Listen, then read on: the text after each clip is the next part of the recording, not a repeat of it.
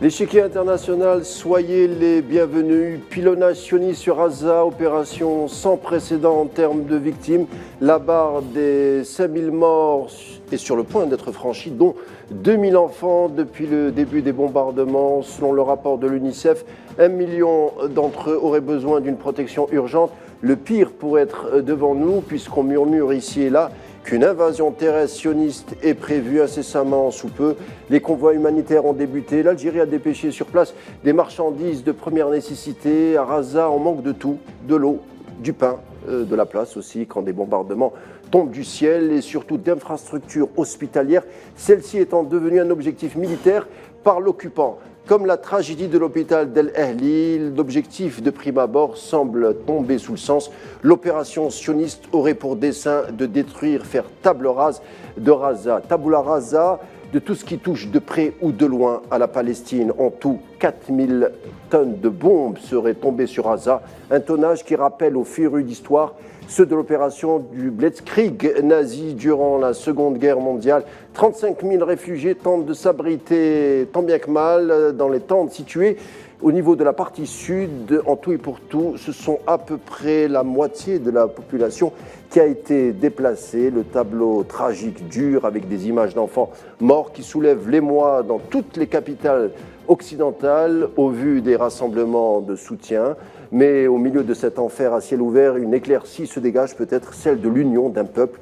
Une union loin d'être évidente ces derniers temps, malgré la puissance des attaques. Les Palestiniens demeurent sur place et enfin, l'entité sioniste a franchi l'innommable dont le monde est témoin. Personne ne pourra plus dire qu'il ne savait pas désormais.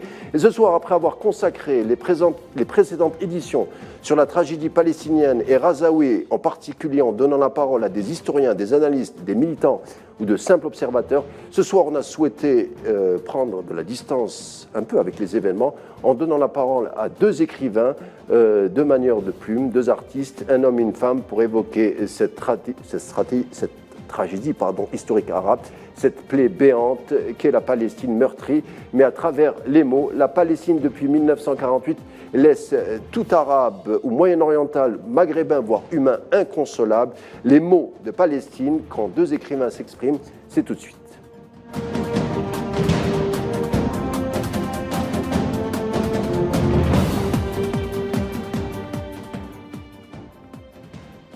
Et je vous le disais, la tragédie palestinienne, on en parle avec deux écrivains qui nous racontent avec leurs mots leur affect par rapport à la séquence tragique qui touche Gaza en ce moment même.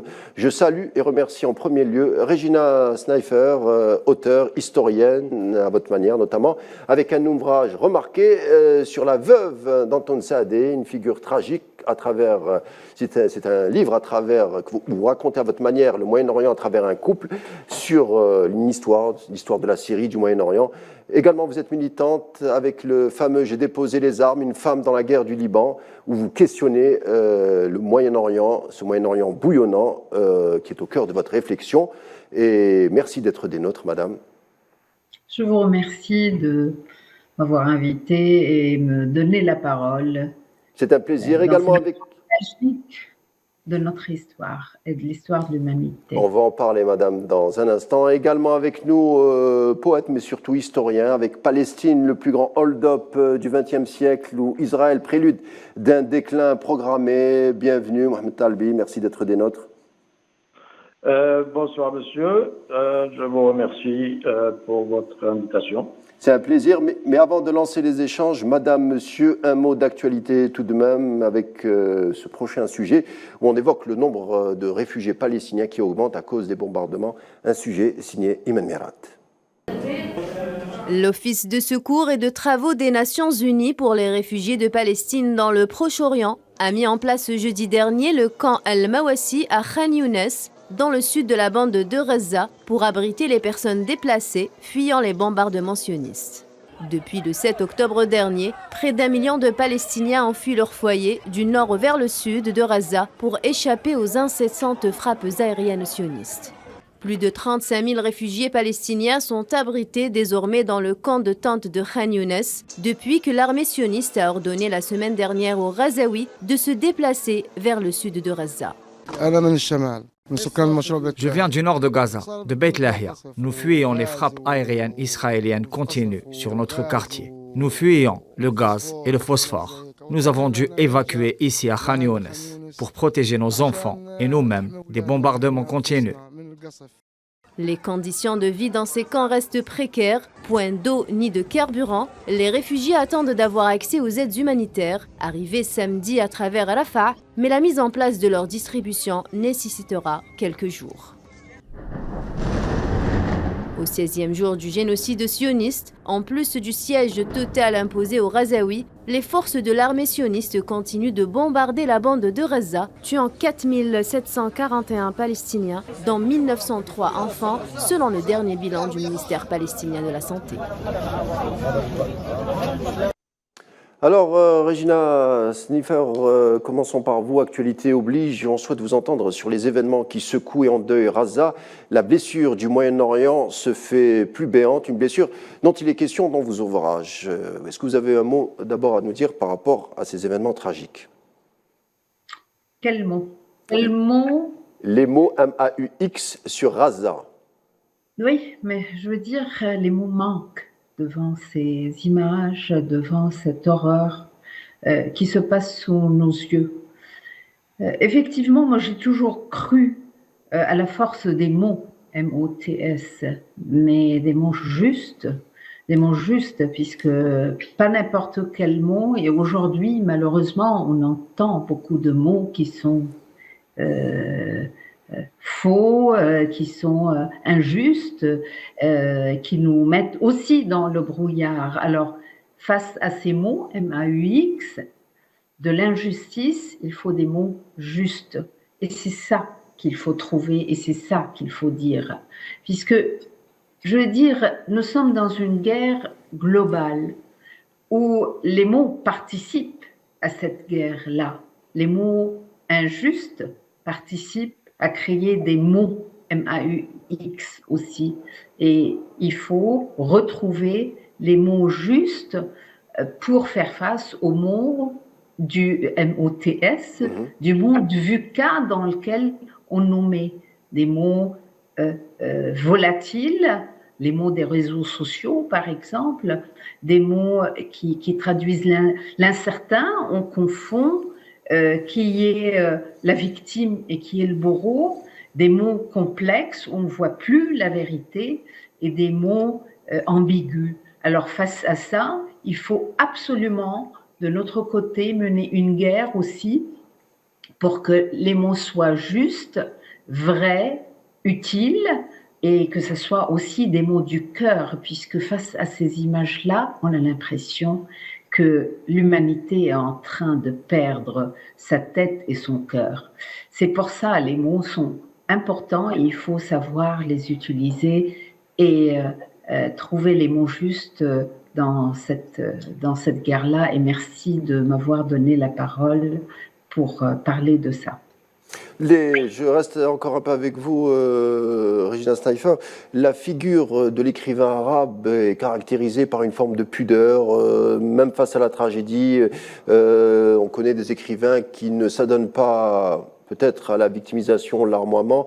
C'est une figure qui résiste, mais qui résiste avec silence, avec pudeur, même si les mots M-O-T-S sont tranchants et durs.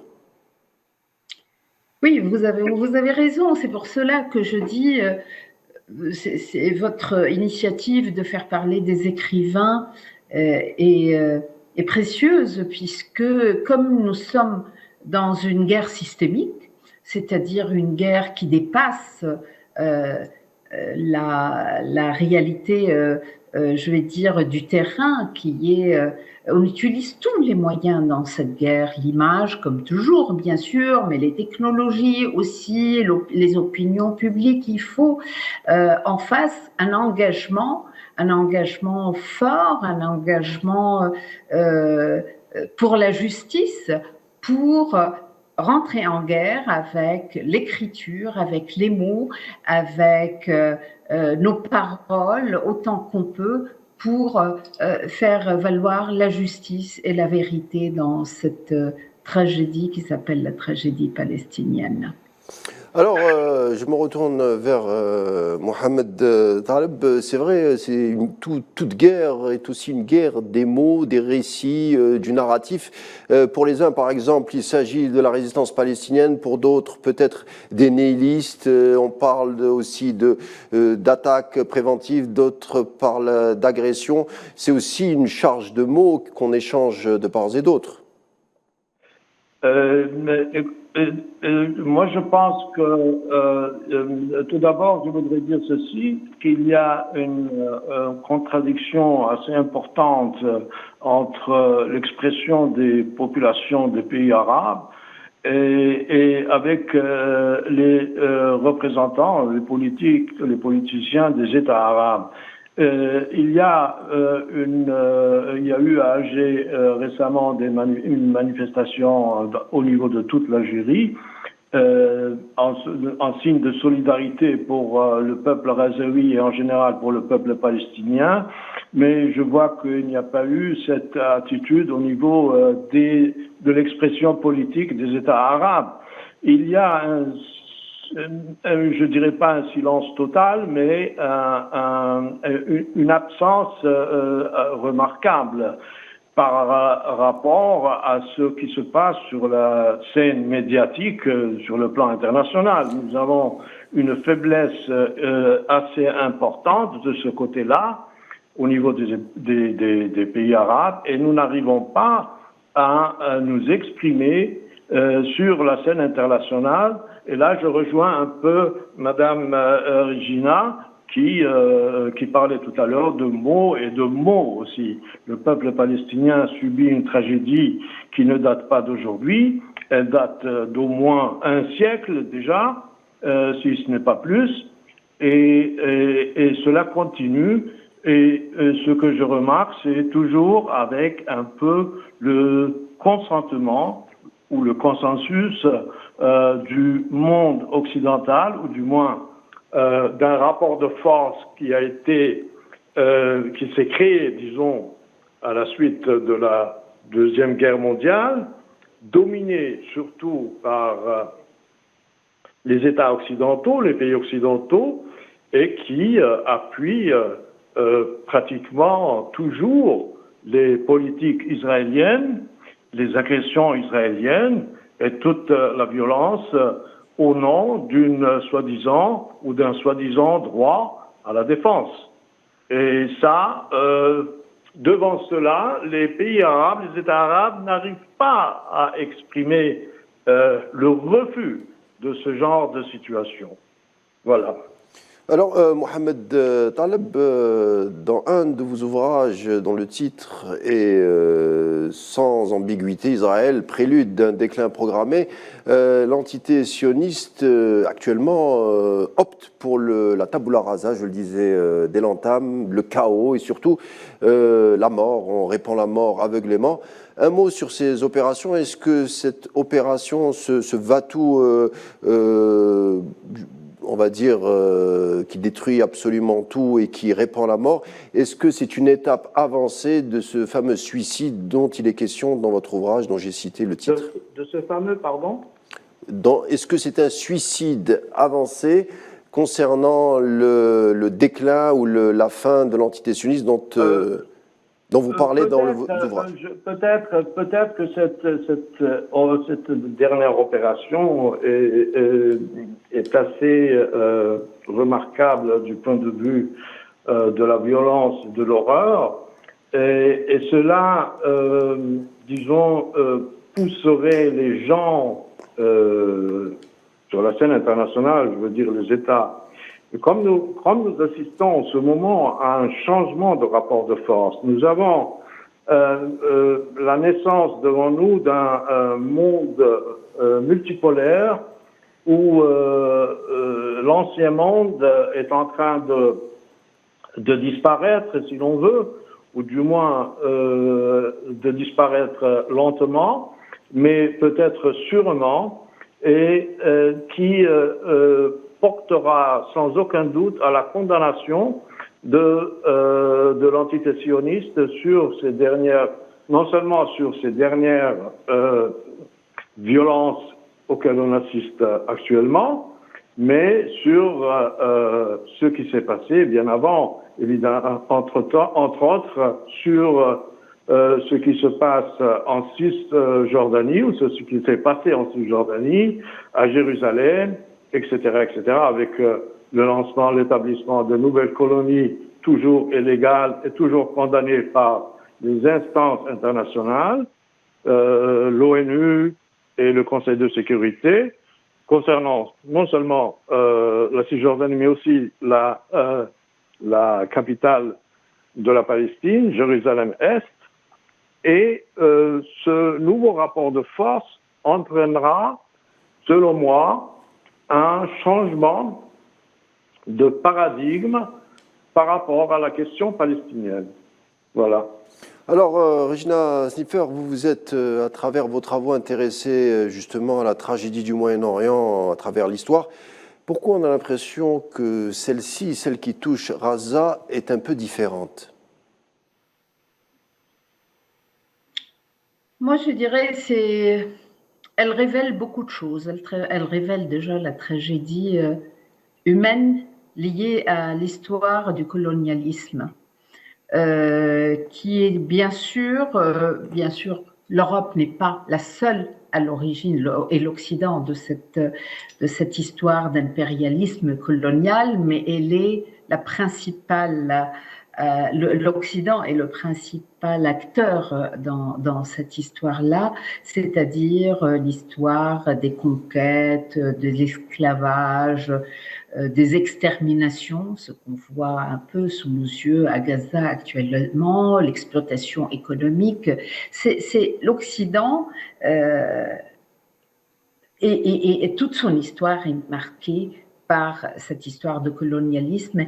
Et Gaza, aujourd'hui, révèle que ce colonialisme existe encore aujourd'hui. Nous vivons une séquence horrible de cette histoire de colonialisme sous nos yeux avec Gaza. C'est pour ça que Gaza est au-delà de la question. C'est pas uniquement une question arabe ou religieuse ou musulmane ou chrétienne, c'est une tragédie humaine au vrai sens du terme et qui nous amène à repenser ce monde. Mais est-ce qu'on va continuer dans ce monde avec une vision de rapport de force, d'impérialisme? Est-ce que ce monde va continuer de cette façon?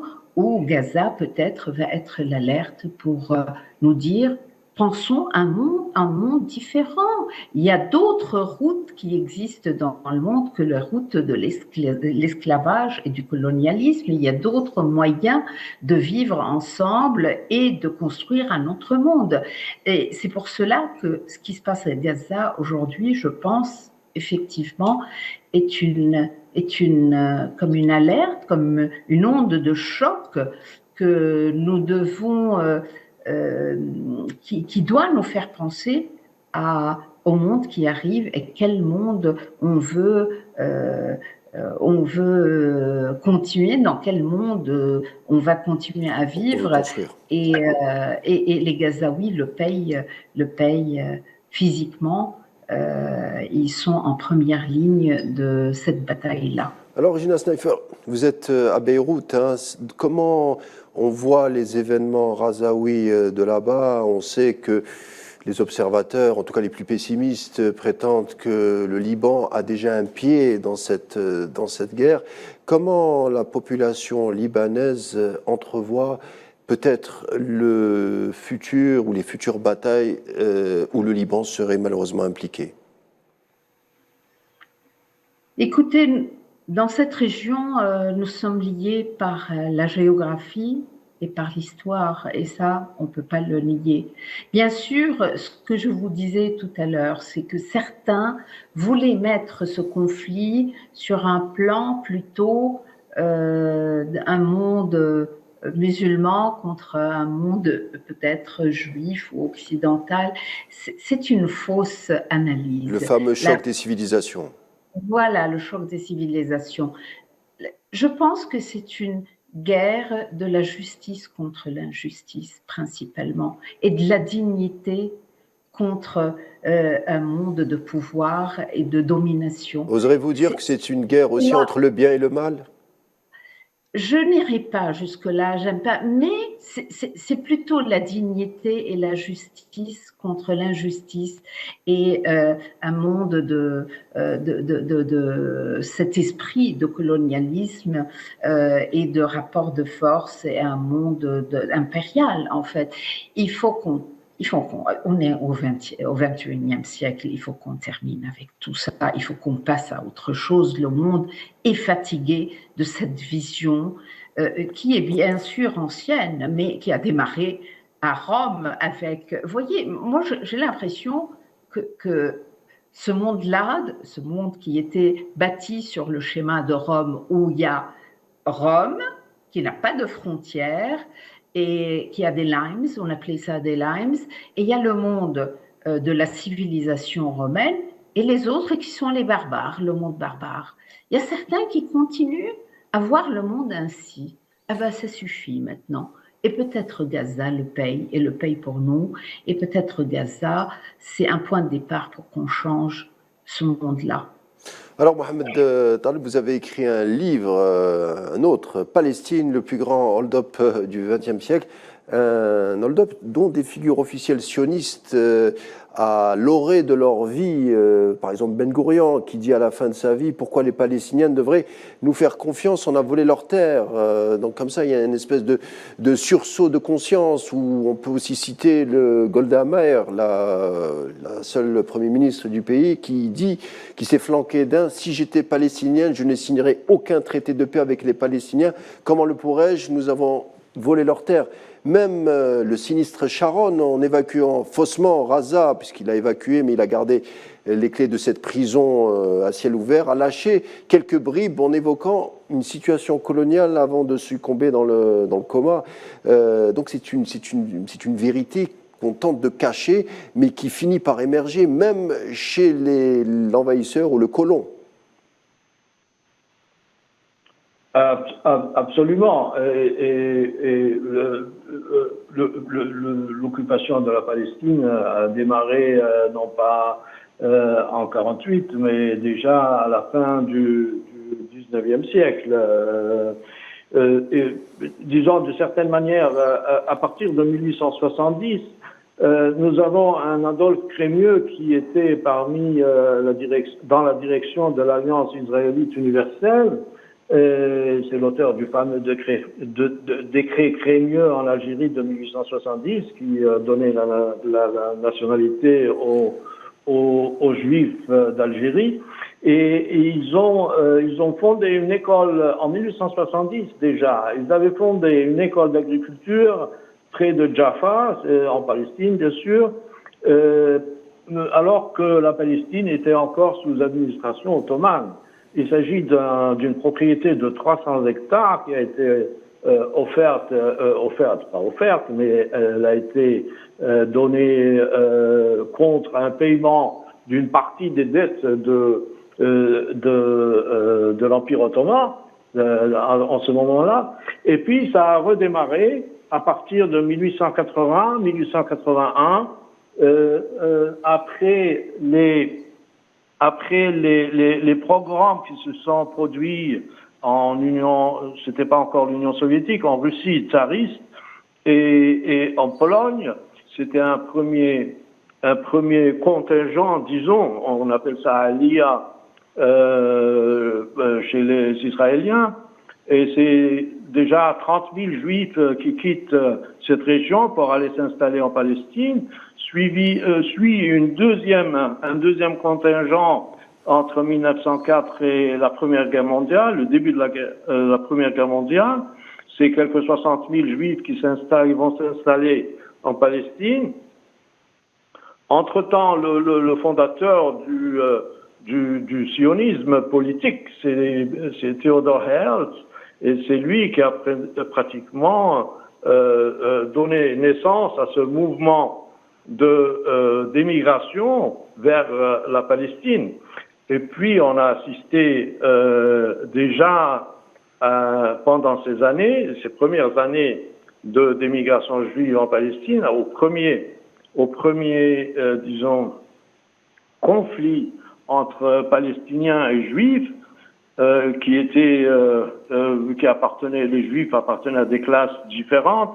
La deuxième Aliyah, c'est-à-dire le deuxième contingent avant la Première Guerre mondiale, c'était en général des jeunes d'obédience, socialiste, et qui vont aller créer les futurs kibbutz en Palestine. Et puis, au finir de la Première Guerre mondiale, il y a eu la fameuse, en 1916 déjà, la fameuse déclaration Balfour, en 1917, pardon, la déclaration de Balfour qui qui prévoyait la création d'un foyer national juif en Palestine.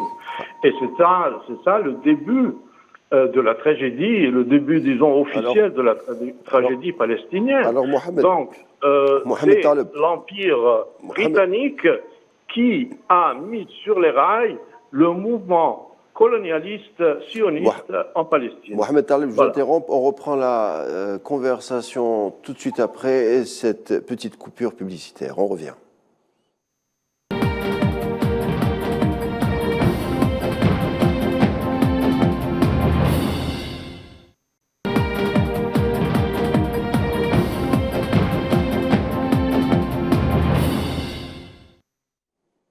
Retour à l'échiquier international. Aujourd'hui, on a voulu donner la parole à deux écrivains pour nous évoquer à leur manière la tragédie Razaoui, au-delà l'histoire de cette région bouillonnante. Et justement, Mohamed Taleb nous parlait des prémices de cette tragédie avec la fondation, peut-être le début du projet colonial avec les premières figures sionistes, Theodor Herzl, Chaim Weizmann et Vladimir Jabotinsky. Mohamed Taleb, je vous pose la question directement. Est-ce que les Anglais n'étaient pas sans ignorer qu'en mettant peut-être un espace sioniste et juif entouré de nations arabes, c'était hâter quand même des futurs conflits. C'était une manière aussi de programmer un Moyen-Orient compliqué. Certainement, mais la direction politique à cette époque, à l'époque de la déclaration Balfour, la direction politique britannique était composée généralement de sionistes chrétiens, donc qui croyaient dans une certaine manière à la tradition biblique qui prévoyait le retour des Juifs vers la Palestine, etc. Et je dirais même qu'ils étaient plus sionistes que les futurs sionistes israéliens. Et ceci d'un côté. D'un autre côté, les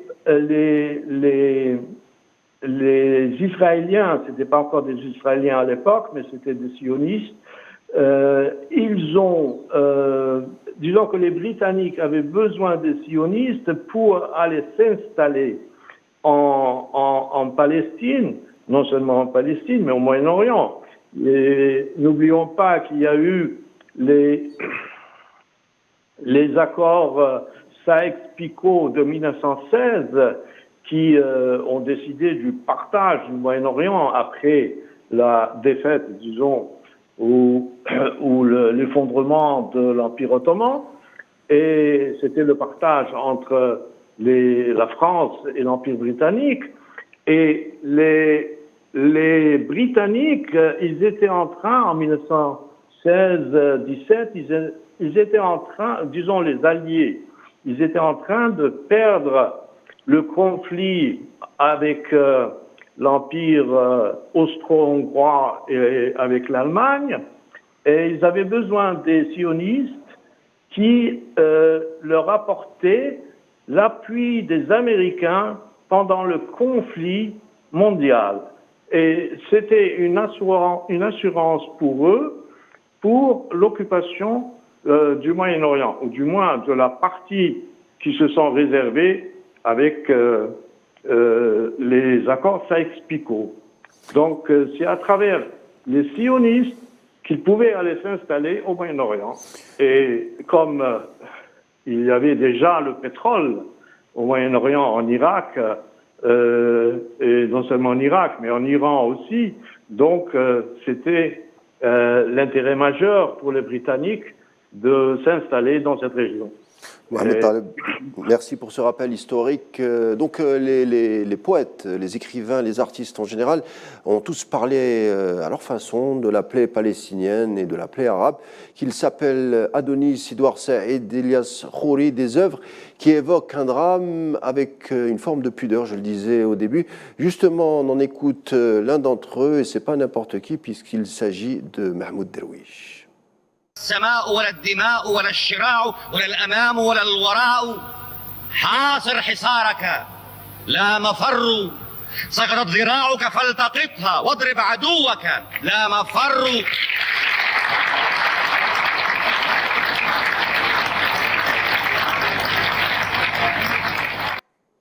Regina Sniffer, des mots forts d'un poète loin d'être méconnu, Mahmoud Darwish, un résistant à sa manière, un résistant de la plume. Justement, dans un de vos ouvrages, Une femme dans la tourmente de la Grande Syrie, d'après les mémoires de Juliette Elmir, épouse d'Anton Saadé, ouvrage qui est préfacé d'ailleurs par Georges Holm. Donc autour de Saadé, peut-être qui est méconnu par les générations d'aujourd'hui, mais vous revisitez tout le drame du Moyen-Orient, mais aussi également vous nous rappelez que c'était un monde où des religions, des langues, des ethnies se retrouvaient sous la bannière de la paix et aussi d'une culture ou d'une identité arabe. Cette utopie d'un monde arabe uni semble loin d'être évidente avec la tragédie palestinienne d'aujourd'hui. Merci. En effet, je veux dire, avec Sykes-Picot et la vision de l'Occident, de cette région-là, on a essayé de couper tous les liens géographiques, les liens historiques, les liens entre créer des nations, créer des peuples, intégrer cette entité sioniste dans la région pour reconfigurer géographiquement la région avec des alliés et puis des gens qui refusaient, qui résistaient au colonialisme. Et depuis aussi, on a intégré ce virus un peu communautaire avec des divisions sur une base confessionnelle. Et depuis, on vit en effet des drames, puisque cette région est devenue fragmentée. En fait, on a voulu la fragmenter. Et ce qui se passe à Gaza aujourd'hui, c'est la suite de ce qui s'est passé après la chute de l'Empire ottoman, puisqu'il y a une vision, encore une fois, de continuer à fragmenter cette région sur une base confessionnelle, en créant des conflits, voyez, dans leurs mots avec lesquels ils s'expriment sur cette guerre. Ils parlent beaucoup d'islam, de Hamas, d'Israël. Les mots sont faux. Les mots sont faux. Comme je vous ai dit, la ligne de fracture n'est pas religieuse. C'est une ligne de fracture entre la justice et l'injustice, en fait, la dignité et une autre vision du monde basée sur la domination. Alors, nous vivons encore dans cette région-là, le Liban, la Syrie, la Palestine et tout le Machrek aussi, nous vivons les conséquences de ces accords de Sykes-Picot, de la fragmentation de cette région, de tous les conflits qu'on a essayé de créer, de financer sur une base confessionnelle, un coup entre chrétiens et musulmans, un coup entre sunnites et chiites, un coup entre druzes et chrétiens. En fait, les jeux sont devenus très complexes et ambigus et le monde ne comprenait plus cette région. Pourtant, la lecture est très simple. C'est que, voilà, on voulait diviser pour mieux régner, et puis mettre la main sur cette région-là, puisque c'est une région stratégique, puisque c'est un accès vers les ressources, puisque c'est une route vers la Chine, puisque c'est un verrou aussi vers la Russie avec toute la... En fait, il y a une dimension géopolitique très, très, très importante, mais on a habillé ça avec des visions plutôt de... il y a des communautés plus civilisées que d'autres, plus occidentalisées que d'autres, et puis les récits ont participé à créer une opinion publique qui est complètement flouée avec ces récits-là. Alors, il faut revenir à l'histoire pour comprendre ce qui se passe aujourd'hui à Gaza. Il faut revenir à la géographie. Antoun Saadé, à l'époque, a voulu combattre cette vision-là, qui est une vision qui a mis des frontières, qui a créé des frontières dans cette région qui n'existait pas, et puis cette approche avec un renforcement des communautés contre les autres. Il a voulu se battre et puis essayer de faire passer, de se battre pour une autre vision, mais il a malheureusement été tué en 1949, très tôt. Et puis voilà, depuis, dans tous les cas, depuis ces accords de Sykes-Picot et puis la création d'Israël, nous vivons dans une série de drames et de tragédies. Ce qu'on vit à Gaza aujourd'hui, c'est la suite de tout cela. Et il ne faut vraiment pas oublier la dimension géopolitique. Ce qui se passe aujourd'hui, c'est une question de déportation aussi, c'est une question d'extermination. C'est exactement le même paradigme de l'impérialisme colonial, c'est-à-dire on extermine des populations, on les déporte, on les tue, on les exploite, on les utilise comme des esclaves, on les met dans une prison à ciel ouvert, on les traite comme des animaux. C'est toujours ce paradigme-là, et pour des raisons géopolitique, pour mettre la main sur les ressources de cette région, mais aussi pour verrouiller les routes maritimes et les routes terrestres. On est dans une guerre aussi géopolitique face à la Chine, face à la Russie. C'est pour cela Gaza n'est qu'une révélation d'un projet beaucoup plus important que ce morceau de Palestine ou ce petit morceau de terrain. Et Gaza paye le prix, et très cher, malheureusement. Alors, Mohamed Talbi, vous en avez fait allusion au début de ce monde arabe un peu divisé, éclaté, où on se méfie entre nations, des fois nations voisines. Et on revient au drame palestinien. Comment expliquez-vous que ce monde arabe n'arrive pas quand même à s'unir malgré un socle commun, une culture commune, une langue commune et même des religions communes? Oui, absolument. C'est ce qui est regrettable aussi, c'est qu'il y a la langue arabe qui unit pratiquement presque tout le monde arabe. Donc c'est un point qu'on ne réussit pas à comprendre. Mais disons que il y a eu une tentative. Il y a eu une tentative dans les années 50 avec le mouvement nationaliste arabe, avec le Ba'ath, par exemple, le parti Ba'ath, qui était fondé par des chrétiens, même arabes, et qui ont cherché à trouver une solution pour le monde arabe. Il y a eu ensuite Jamal Abdel Nasser, le président égyptien, qui a voulu aussi continuer dans cette voie. Seulement voilà, je signale que les pays occidentaux, entre autres à cette époque-là, c'était l'Empire britannique surtout, et la France, qui sont intervenus dans une guerre aux côtés d'Israël en 1956 parce que Jamal Abdel Nasser avait nationalisé ou a voulu nationaliser le canal de Suez. Il l'a nationalisé. Pardon ? Il l'a nationalisé, le canal de Suez, oui. Continuez, poursuivez.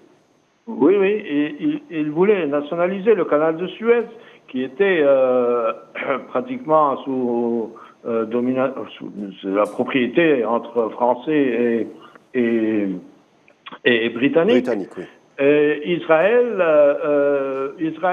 de son côté, ne voulait pas du tout être mis devant un chef d'État arabe qui devenait toujours un peu plus puissant, un peu plus important.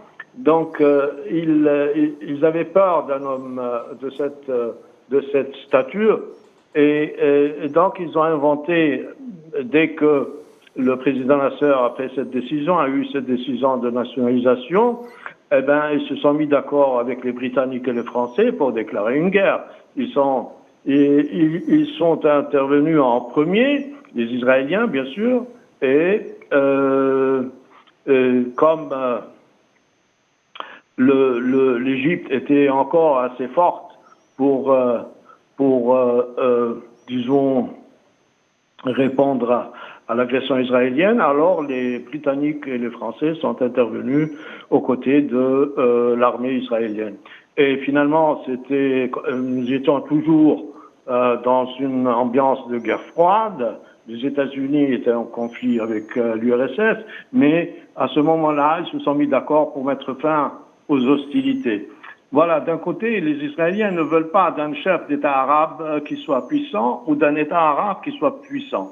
On l'a vu peut-être avec Muammar al-Kadhafi, dont c'était l'anniversaire de sa mort il y a 2 jours, de Saddam Hussein. Détruire toute velléité de développement d'un État arabe. D'un autre côté, ce à quoi on assiste en ce moment, il y a eu les accords d'Abraham qui ont pratiquement déstabilisé de ce qui restait du monde arabe. On a d'un côté, on a les monarchies du Golfe qui ont des relations normales avec l'État d'Israël. De notre côté, c'est le Maroc, le Soudan aussi. Mais il y a eu entre-temps, en 1982, il y a eu le fameux plan Yino qui voulait, disons, pratiquement jouer sur le facteur ethno-religieux pour diviser les populations au sein des États arabes. Mais plus ou moins, ils sont arrivés à créer cette déstabilisation au niveau des nations arabes, au niveau des États arabes. Et voilà, en ce moment, on assiste justement à un manque de, comment dirais-je, d'union entre les États arabes, alors que s'ils se mettaient d'accord pour répondre à l'offensive, disons, israélienne et même occidentale, la Palestine ne serait pas dans de telles conditions. Justement, des Palestiniens sur place qui souffrent et qui attendent peut-être un coup de main de cette union arabe qui ne vient pas. Sur place, la population manque de tout. Je vous propose ce sujet. Il est signé Amal Amazian Zitouni. Matin du 22 octobre, des centaines de Razaouis attendent pendant des heures devant une boulangerie à Khan Younes. La quête du pain, un parcours du combattant. Islam El-Skafi en est une preuve. Déplacé de Raza vers Khan Younes dans le sud, il relate son calvaire. Nos souffrances sont sans précédent. Nous sommes ici devant la porte de la boulangerie depuis l'aube.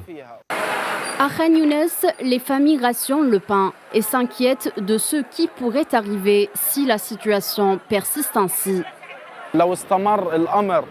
Si la situation continue de la même manière pendant encore 2 ou 3 jours, ce sera une catastrophe à Gaza que personne ne peut imaginer. Les enfants meurent de faim. Un paquet de pain devrait suffire à 4 familles, soit près de 30 personnes pour 3 jours. Si cette situation continue, toute la population ne trouvera ni nourriture ni boisson. Nous ne trouverons ni pain ni farine, rien du tout. La situation empire. Nous devons trouver une solution.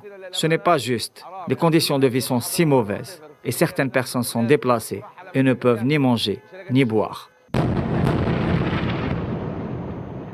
Alors que les bombardements de la part de l'entité sioniste s'intensifient, les boulangeries de Gaza manquent de pain. L'eau potable se fait rare, les coupures d'électricité et le manque de fournitures médicales a anéanti les familles. Et ce, depuis que l'occupation sioniste a imposé un siège total sur l'enclave. Nous souffrons, nous nous réveillons à l'aube en parcourant les rues à la recherche d'eau, juste pour remplir de bouteilles d'eau, au point que nous faisons la queue pour remplir des bouteilles comme celle-ci. La situation est tragique.